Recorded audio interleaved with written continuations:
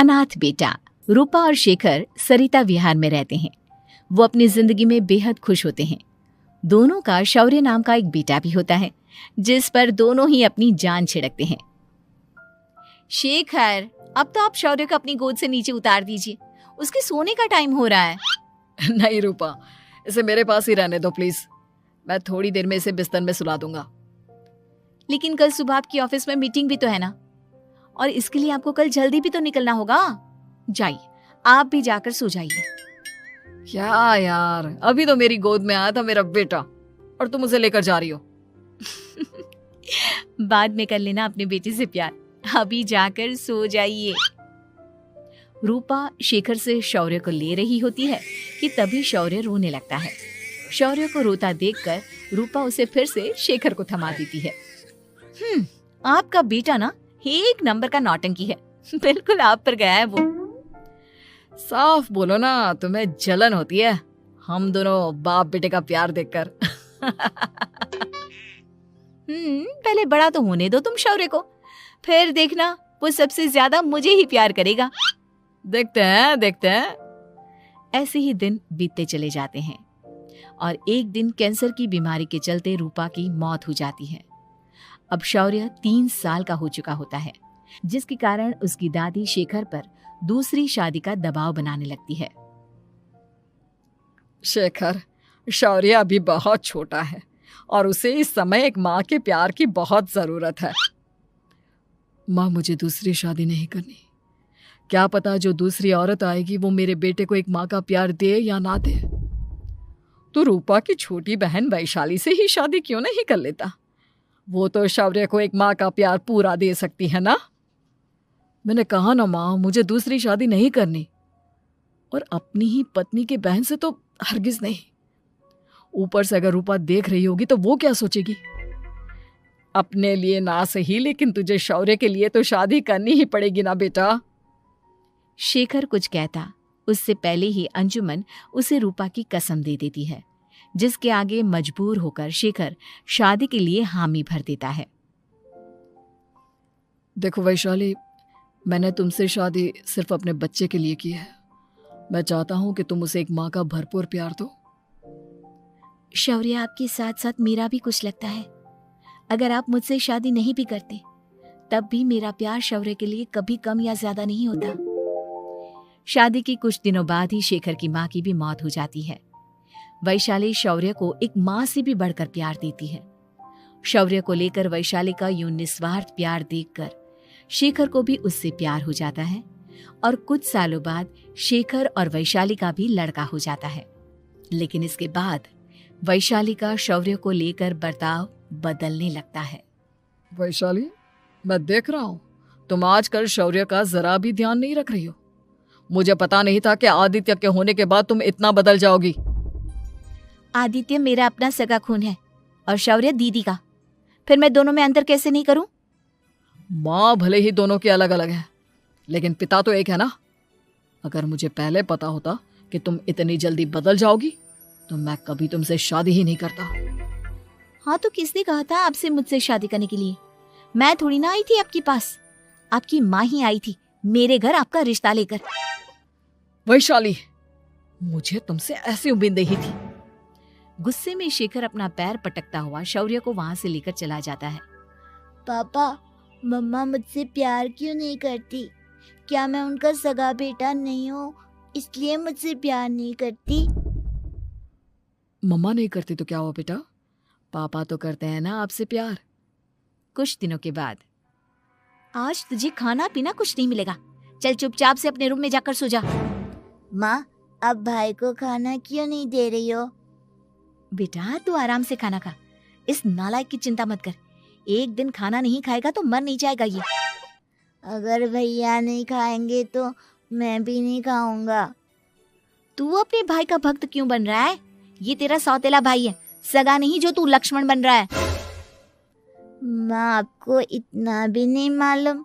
श्री राम और लक्ष्मण सगे भाई नहीं थे।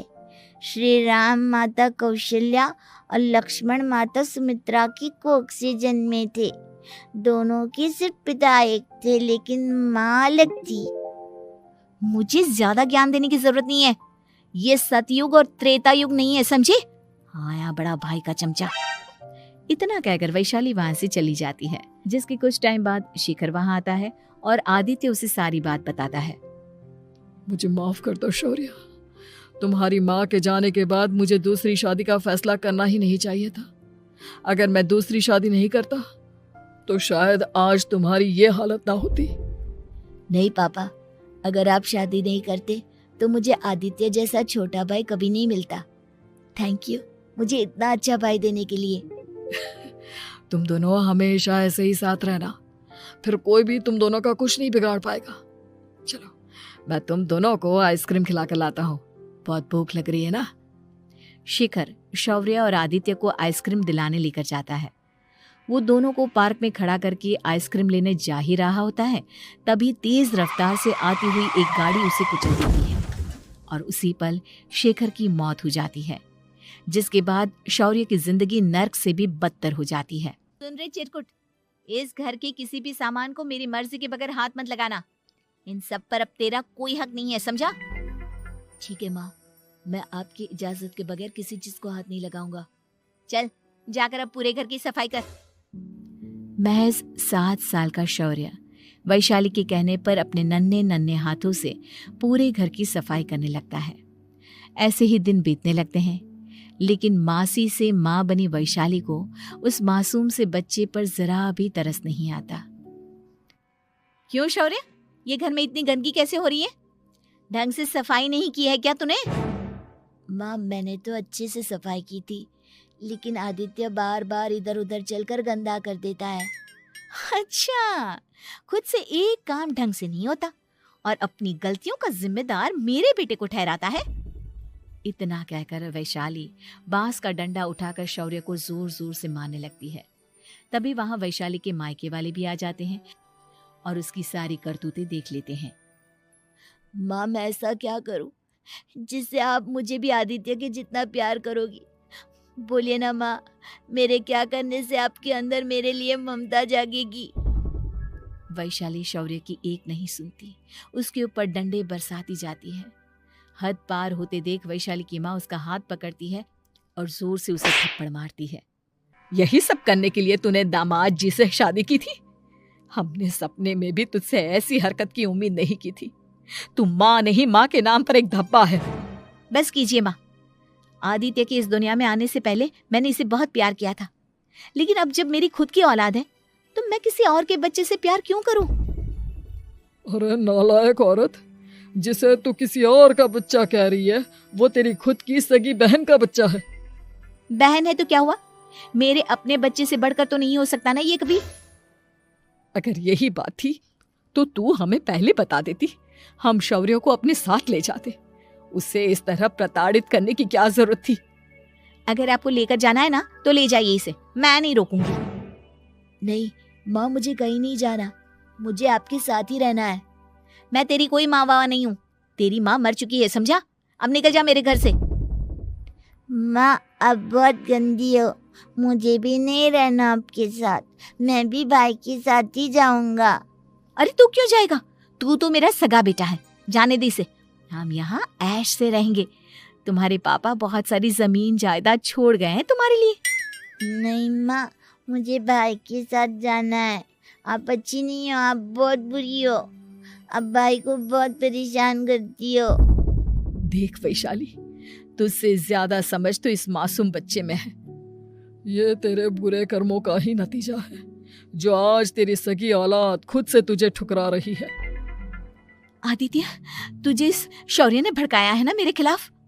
नहीं माँ, मुझे किसी ने भड़काया नहीं, पर मैं सब देखता हूँ, सब समझता हूँ। भाई बहुत अच्छा है, वो आपकी जैसा नहीं है। चलिए नानी। इतना कहकर वैशाली के मायके वाले आदित्य और शौर्य को अपने साथ ले जाते हैं और इस तरह वैशाली बड़े से घर में अकेली पड़ जाती है। 2 बेटों के होते हुए भी आज उसे माँ कहकर बुलाने वाला कोई नहीं होता।